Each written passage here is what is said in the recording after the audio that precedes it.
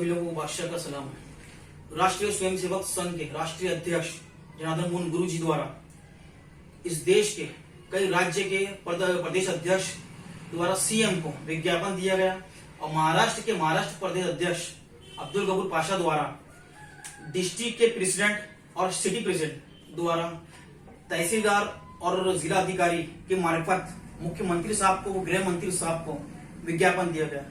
आज मैं इस देश के वो गंभीर विषय में चर्चा करना चाहता हूं और आप लोगों को जानकारी देना चाहता हूं जिससे इस देश की जनता का ज़हन भटका हुआ है।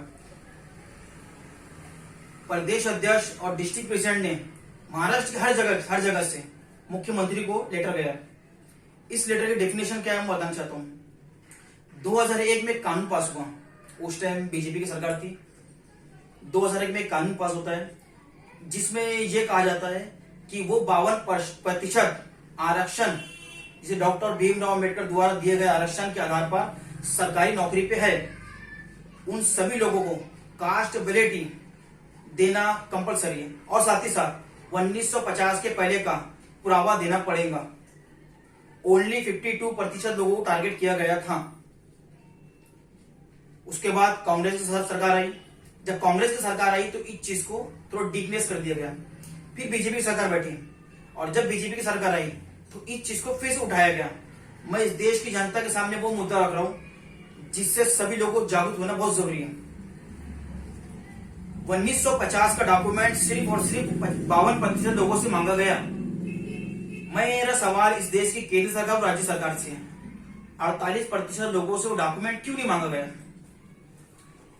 डॉक्टर भीमराव अम्बेडकर के लिखे हुए संविधान के अनुसार वो 52% आरक्षण वाले, इनसे ये कहा जाता है कि आप अगर 1950 के पहले का डॉक्यूमेंट नहीं दिखा सकते तो आपको सरकारी नौकरी से बर्खास्त किया जाएगा और जब तक के आप जॉब करे हैं वो सारा फाइन आपको भरना पड़ेगा। मेरा सवाल फिर से मुख्यमंत्री साहब से है, आप 48% लोगों को क्यों छोड़ रहे हो? इस देश की सरकार सिर्फ 52% लोगों से भेदभाव क्यों कर रही है? मेरा ये मानना है एक कानून, एक संविधान हर किसी को बराबरी का अधिकार देता है। अगर सरकार 1950 का डॉक्यूमेंट इन 52% लोगों से मांग रही है तो इस 48% लोगों से क्यों नहीं मांग रही है? क्या ये 48% सरकार की जवाई है क्या? यह सरकार ये 52% लोगों का आरक्षण खत्म करना चाहती है या संविधान को बदलना चाहती है? मैं ये कहना चाहता हूं, क्यों सरकार दोनों तरफ क्यों नहीं कर रही? मेरा सवाल डायरेक्ट है इस देश के प्राइम मिनिस्टर साहब, गृह मंत्री और महाराष्ट्र के मुख्यमंत्री। सरकार की जिम्मेदारी बनती है कि संविधान के अनुसार अगर डॉक्यूमेंट मांगना है 1950 का तो 48% ओपन कैटेगरी और 52% आरक्षण वाले, इन सभी से मांगिए। आप सिर्फ 52% लोगों से नहीं मांग सकते और जिसके पास नहीं होगा आप उसे बर्खास्त कीजिए और जो इस देश के भारत के मूल निवासी है, जो इस चीज से वंचित है, इस सरकारी सब्सिडी से, सरकारी जॉब से वंचित है, उन्हें उसका अधिकार मिले। आप सिर्फ और सिर्फ आप 48% लोगों को नहीं बचा सकते। आप इसको मैं दूसरी तरीके से समझाना चाहूंगा आपको। मैं अगर सरकार इन 100% लोगों से डॉक्यूमेंट मांगती है 1950 का तो ठीक है, नहीं तो किसी से मत मांगिए। आप आधा आधा बिल्कुल नहीं कर सकते, आप किसी से मत मांगिए। और जब ये 100% लोग 1950 का डॉक्यूमेंट नहीं दे सकते तो इस देश के वो मूल्य निवासी जो एनआरसी की तलवार जिनके गर्दन पे लटकी हुई है, वो कहां से 60-70 साल पुराना डॉक्यूमेंट देंगे? ये एक बहुत गंभीर मुद्दा है। जब सरकार उनसे डॉक्यूमेंट नहीं ले सकती तो सरकार का कोई अधिकार नहीं है कि यहाँ पर इन गंभीर लोगों के लिए, इन पीड़ित लोगों के लिए इनसे आप इतने साल पुराना डॉक्यूमेंट मांगे। मैं फिर से कहना चाहता हूं, अगर सरकार उन सभी लोगों से डॉक्यूमेंट लेती है तो ठीक है, या तो किसी से डॉक्यूमेंट मत लीजिए।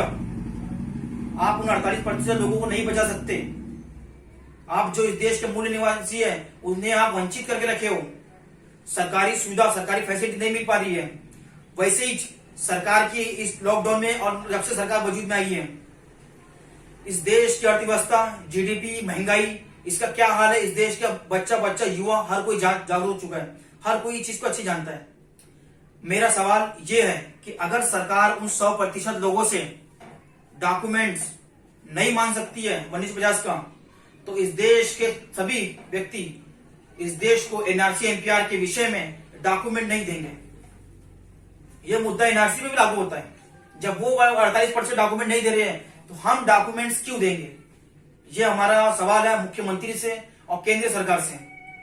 मैं एक बार फिर बताना चाहता हूं, इस देश के लोगों को ये बहुत सेंसिटिव मुद्दा है, जिसमें कई लोग वंचित हैं, कई लोग सरकारी सुविधा से वंचित है, कई कास्ट के लोग जो आरक्षण के नाम पे लड़ रहे हैं कई साल से, सरकार विरोध कर रहे हैं कि हम आरक्षण चाहिए, आरक्षण चाहिए।